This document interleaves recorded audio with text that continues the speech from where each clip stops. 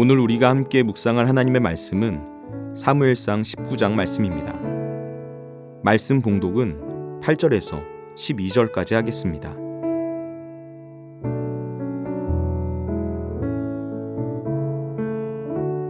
전쟁이 다시 있으므로 다윗이 나가서 블레셋 사람들과 싸워 그들을 크게 쳐 죽이매 그들이 그 앞에서 도망하니라. 사울이 손에 단창을 가지고 그의 집에 앉았을 때 여호와께서 부르시는 악령이 사울에게 접하였으므로 다윗이 손으로 수금을 탈 때 사울이 단창으로 다윗을 벽에 박으려 하였으나 그는 사울의 앞을 피하고 사울의 창은 벽에 박힌지라. 다윗이 그 밤에 도피하매 사울이 전령들을 다윗의 집에 보내어 그를 지키다가 아침에 그를 죽이게 하려 한지라. 다윗의 아내 미갈이 다윗에게 말하여 이르되 당신이 이 밤에 당신의 생명을 구하지 아니하면 내일에는 죽임을 당하리라 하고 미갈이 다윗을 창에서 날아 내림에 그가 피하여 도망하니라. 아멘.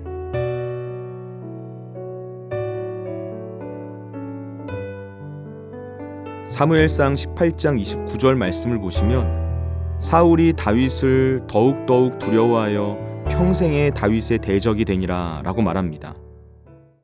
사울의 마음 가운데 다윗에 대한 두려움이 커지다 못해서 어느 순간 다윗을 자신의 대적으로 인식하게 되었다는 것입니다. 그래서 사울은 다윗을 죽이기로 결심하고 아들 요나단을 비롯해서 모든 신하들에게 다윗을 죽이라는 명령을 공식적으로 내린 것이죠. 인간적인 눈으로 보면 이제 다윗이 살아날 길은 없어 보이는 막다른 상황이었습니다. 그런데 이런 막다른 상황 가운데서 다윗에게 한 줄기 빛과 같은 존재로 살아날 길을 안내해주는 조력자가 있었습니다. 바로 사울 왕의 아들 요나단입니다. 요나단은 사울의 노골적인 다윗 암살 지시를 듣고 이 사실을 다윗에게 알려서 그가 은밀한 곳에 숨을 수 있도록 도와줍니다. 만약 이 사실이 발각된다면 왕의 명령을 거역한 죄로 요나단도 죽음을 피할 길이 없었을 텐데 그는 조금의 망설임 없이 다윗을 도와주었습니다. 요나단은 여기에서 그치지 않고 다윗이 숨어있는 들에서 아버지 사울을 만나고 다윗을 변호하는 이야기를 꺼내기 시작합니다. 여러분, 당시의 사울은 자주 악령에 들리는 상태였습니다. 사울이 정신적으로 굉장히 불안정한 상태였다는 것이죠. 바른 판단력을 가지기가 어려웠습니다. 거기에다가 사울의 마음에는 이유를 알 수 없는 다윗에 대한 증오가 가득했습니다. 그런 사울 왕에게 다윗에 대한 이야기를 꺼낸다? 요나단이 아무리 사울 왕의 아들이라 할지라도 다윗을 변호한다는 것은 위험한 일이었습니다. 그런데 요나단은 이런 위험에도 불구하고 아버지 사울을 설득하기 시작하는 거예요. 그 내용이 사무엘상 19장 4절에서 5절 말씀에 나옵니다. 요나단은 사울이 다윗을 죽이라고 명령한 것은 분명한 죄라고 말합니다. 왜 그것이 죄입니까? 다윗은 사울에게 죄를 지은 적이 없고 다윗이 한 일은 사울 왕에게 좋은 일 뿐이었다는 것입니다. 다윗이 목숨을 걸고 골리앗과 싸울 때 하나님은 다윗을 이스라엘의 구원의 통로로 삼으셨고 그때 사울도 다윗의 승리를 기뻐했습니다. 요나단은 사울의 명예심에 호소하면서 다윗에 대해서 최소한의 합리적인 결단을 내리도록 그를 설득하려고 했습니다. 여러분, 요나단이 아버지 사울을 설득해서 다윗과의 관계를 회복시키려고 중재하고 있는 모습은 단순히 다윗을 사랑해서 그런 것만이 아닙니다. 여기에는 아버지 사울에 대한 사랑도 있었습니다. 요나단은 단지 다윗만 사랑의 눈길로 바라본 것이 아니었습니다. 그는 다윗을 죽이려는 아버지 사울 또한 같은 눈길로 바라보았습니다. 다윗을 사랑한 것만큼 아버지 사울도 사랑했다는 것이죠. 그래서 목숨을 걸고 아버지에게 직언을 할 수 있었던 것입니다. 아버지가 하나님의 뜻을 거스르지 않도록 노력한 것입니다. 사실 요나단은 아버지인 사울에게 이때만 이런 모습으로 있었던 건 아니었습니다. 생각해보면 그는 평생 아버지 사울 곁에 머물러 있었습니다. 아버지인 사울이 더 이상 악해지지 않도록 가장 가까이에서 아버지를 지키고자 했던 아들로 요나단이 살아냈던 것이죠. 여러분, 사랑이란 무엇입니까? 누군가를 사랑하는 마음이란 그 사람을 존중히 여기고 존귀하게 생각하는 마음을 가지는 것입니다.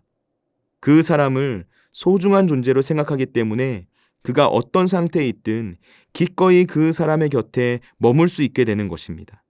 그것이 바로 사랑입니다. 지금 사울은 어떤 사람이 되어 있습니까? 불안한 심리 상태를 가진 사람입니다. 너무나 위태로워 보이는 상태였습니다. 자신의 자리를 지키고자 하는 집착으로 인해서 판단력이 흐려진 상태였습니다. 그런 사람 곁에 머물러 있으면 나까지 위험해질 수 있는 법입니다. 아무도 가까이 가려고 하지 않을 법한 상태에 있었다는 것이죠. 그런데 요나단은 그런 아버지 곁에 끝까지 머물러 있었던 것입니다. 때로는 직언을 하는 위험도 무릅쓰면서 아버지 곁에 머물러 있었다는 것이죠. 우리가 누군가를 진정으로 사랑하면 그 사람이 나에게 도움이 되냐, 그렇지 않느냐는 별로 중요한 문제가 되지 않습니다. 그 사람을 그저 있는 그대로의 모습으로 받아들이게 됩니다. 요나단에게는 비천한 목동 출신의 다윗이라는 소년이 그랬고, 악령에 사로잡혀서 점점 그 내면이 망가지고 있는 아버지 사울이 그랬습니다. 사랑의 눈길로 그들을 바라보니까 곁에 머물러 있을 수 있는 것입니다. 함께 있을 수 있었다는 것입니다. 다윗을 죽이려 했던 사울이 아들 요나단의 말을 듣고 설득됩니다. 그래서 하나님 앞에 맹세하면서 다윗의 안전을 약속하기까지 했습니다. 사무엘상 19장 6절 말씀입니다. 사울이 요나단의 말을 듣고 맹세하되 여호와께서 살아계심을 두고 맹세하거니와 그가 죽임을 당하지 아니하리라. 여러분, 이 말씀에서 놀라운 점이 무엇인지 아십니까? 사울의 이 맹세가 성경에서 마치 예언처럼 작용하게 되었다는 것입니다. 사울이 이 맹세를 한 이후에도 변심해서 계속해서 다윗을 죽이려고 했습니다. 자신의 모든 것을 다 동원해서 그렇게 길을 쓰고 다윗을 죽이려고 했는데 그는 다윗을 죽이지 못했습니다. 지금 사울이 맹세했던 이 말처럼 사울은 결코 다윗을 죽일 수가 없었다는 것입니다. 오늘 읽은 말씀에서도 그렇습니다. 다윗이 다시 블레셋으로부터 이스라엘을 구하게 됩니다. 다윗이 전쟁에서 공을 세우자 또다시 사울이 왕권에 대한 위협을 느낍니다. 그래서 다윗을 죽이려고 하는 것이죠. 사울이 악령에 시달려서 단창을 들고 다윗에게 던졌습니다. 그러나 단창은 다윗을 피해서 벽에 박힙니다. 다윗이 사울을 피해서 집으로 피신하자 사울이 다윗의 집에까지 사람을 보내서 그를 죽이려고 했습니다.